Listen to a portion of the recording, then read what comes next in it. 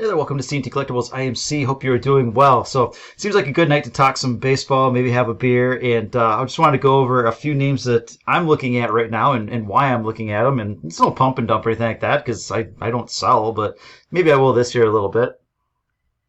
Toppling Goliath, King Sue. So, there it is, there it is. So, anyways, off season is a good time to buy a lot of cards, especially the big names. When you get into the regular season, when the rubber meets the road, then there's just a handful of names that tend to do pretty well. So what I'm looking at is I'm kind of done with I've done my Hall of Fame tracker series last fall. That's my list that I go off of. And I've picked up kind of what I wanted to for now on a lot of those guys. And you can see players like Vlady Guerrero, Juan Soto, even Mookie Betts, they've gotten a lift off of their bottoms, and they're up depending on the card, pretty nicely. You're talking 20-30%. And so, I'm kind of out on those guys for now. We'll just sit and watch, and, if they continue to grind higher, then so be it. But hopefully I've gotten what I want, for now. But, right now I don't want to just shut off the valve or anything like that. I want to try and find some values out there and a few guys to speculate on and still have some fun. So I put together a list of 3 players that are kind of your post-hype sleepers. They've either done something in the past and they've fallen off the beaten path just a little bit, or they just have a really nice pedigree and something didn't go right off the bat. And maybe we can look under the hood a little bit and see what's what, if there's something to be done. So here's 3 players that I'm looking at a little bit more closely. And the first one is Austin Meadows. So hopefully I spelled Austin right on that one. Austin Martin, Austin Meadows. So I don't know. Anyways, I'm pretty sure I got it right. That's not the important thing here. So came out of the gates, doing incredibly well, as a young guy, 22, 23 years old, and he was hitting 300 with 33 home runs. Pretty amazing season. And in 2020, it really was a wreck for everybody, but for him, it was a really falling off the beaten path. His strikeout percentage went from the low 20% area up into the 30s. Pretty low BABIP power just disappeared for the most part. His average dropped down to 200. And then we're looking for a bounce back last year, and we got it, but not nearly what I was hoping for. Probably not what he was hoping for either, which is maybe more important. So, but he did correct a lot of things, and I think he can continue to show some improvement this year. And so last year, 2021, over more of a full season, full sample size, actually the same amount of plate appearances he had in his 2019 season. He actually had more RBI, 27 home runs, scoring it at a decent clip here. Strikeout rate, right in that 20% area, about that's as low as it's ever been, and increasing his walks to 10%. So I really like guys that are able to strike out 20% or less, walk 10% or more. If you're 15 and lower, then that's even more amazing. But, for a guy that can hit the ball a decent way, then that's a pretty good number there. So under the hood, it looks all right here. So the average didn't reflect it. He had some BABIP related issues, so maybe he's not a 330 batting average on balls in play guy. But 250 seems pretty low. So do look for some bounce back out of him. And Tampa's going to get a little bit of extra attention this year for some reason. May not be him. Maybe there's another guy on the team, but I think if people are looking closely, they might see Austin Meadows. And this is his super short print. This is a card that I am interested in. So the print run on those are about 250. So it's more limited. You can get a raw version or a graded, not a 10 or anything like that, but a graded version for sub $70.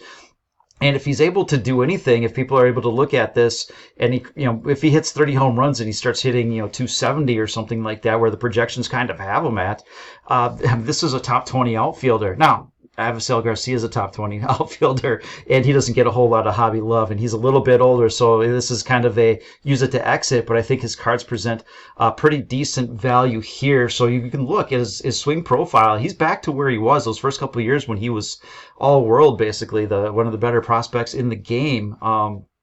His outside swing percentage is climbing or dropping back into that level there. His contact has remained high, so the profile's there. He may be getting a little bit unlucky. One of the things that concerns me, and there's a problem with all these guys here, otherwise they'd be multi-$100 cards. You won't be able to get them as cheaply. His hard hit rate, his 2019 season, he really knocked the snot out of the ball here. So he's hitting it very hard and in the air. He's continued to hit the ball in the air, but that hard hit rate has fallen off. And the soft contact is risen each of the last 3 years. A lot of medium contact, but he's trading hard contact for soft contact. The ground balls aren't terrible or anything like that, but if you're going to put it in the air, you need to hit it with some authority. And his exit velocity, max exit velocity, has come off from that elite level to a pretty good level. But you can't be pretty good and put the ball in the air at that clip with a huge amount of success. And so that's where the BABIP is probably dropped. So if he's able to correct that, either hit the ball harder or start mixing in even more line drives and dropping down that soft contact rate, then he can really, again, 270, 280 with 30 home runs. That's a pretty darn nice player. And again, those more limited cards should be able to get some value, but more than they are right now. You can get his refractor, you can get colored numbered autographs for $40 raw, and I would say that they could go higher with what he was doing last year. You could see that there was some correction, and I think there's some further improvement. So he barrels up at a decent rate here. And his hard hit percentage, I'd like to see him get that back up a bit. So there's room for improvement. He was doing some of those things last year.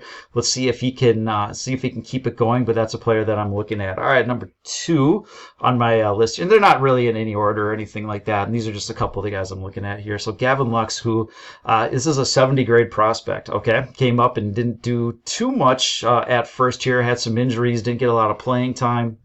But still just completing his year 22 season, so really young. Now, if he was, hitting 300 with 30 home runs at his age 22 season, then his rookie cards would be, $100, and his limited cards would be, not Juan Soto-ish, but he'd be a couple $100. And right now, they're not that. But again, under the hood, that's a pretty nice batting profile, walking 10% of the time, striking out 21% of the time. So I'd like to see that come down just a touch here. If we look at his batted ball profile, he makes really good contact here. So not a slugger by any stretch, but he does have a lot of medium contact, a lot of line drives, and doesn't have a lot of soft contact. So he can certainly hit the ball squarely for the most part here. He doesn't chase outside of the zone, and when it's in the zone, he swings and makes contact at a really, really nice clip. If we look at what he did last year from September 10th to the end of the season, when he really got some playing time, he hit 360, striking out and walking. He walked more than he struck out. And, again, you're not looking for a ton of power out of the guy or anything like that, but 162 weighted runs created, 580 slugging. This isn't an elite player. This is an MVP level player for a small stretch. So if he's able to continue this in some fashion, I'm not expecting that, but if he's able to maintain this profile in some fashion, then we are looking at what he was projected to be when he came up, and that's this perennial all-star type player. Again, those 70 grade prospects don't come along every day, and so I don't want to get too negative too quickly. So let's do a quick blind reveal. Player A had a batting average. This is over a similar sample size, 265. Player B, 242. The BABIPs are pretty similar. Strikeout rate, player A a little bit better in that department. Player B walked a little bit more. Hard hit rate, player A was a little bit more consistent in that area. Player B had a better medium contact rate, better plate discipline, and better contact in the zone. All right, so player A is Vlady Guerrero before his breakout last season. Player B is Gavin Lux. And so I'm not saying, hey, he's going to go all Vlad Guerrero, but they're both 70-level prospects. This is why you don't give up on them. When I did this last year, Vlad was kind of my guy saying, look for the bounce back. So I'm saying Gavin Lux this year, perhaps we could get the same thing. We could get a rise in some of these numbers here. He's not going to hit 40 or 50 home runs. Don't expect him to be MVP conversation, but can he be all-star level?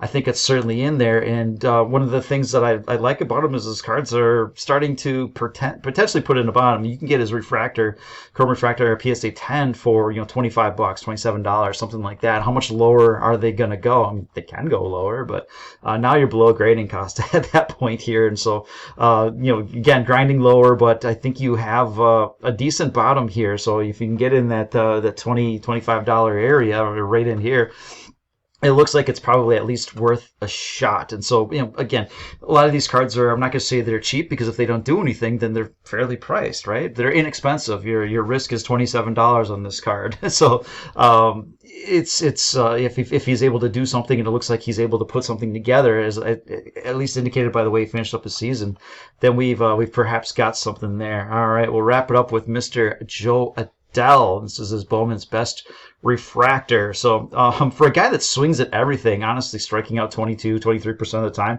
is not a horrible number. He only walks about 5% of the time. Not a big walker, but this is a guy that's like a 5-tool player, 60 grade prospect. all the tools in the world, and people are pretty excited about him. So he's not showing it quite yet.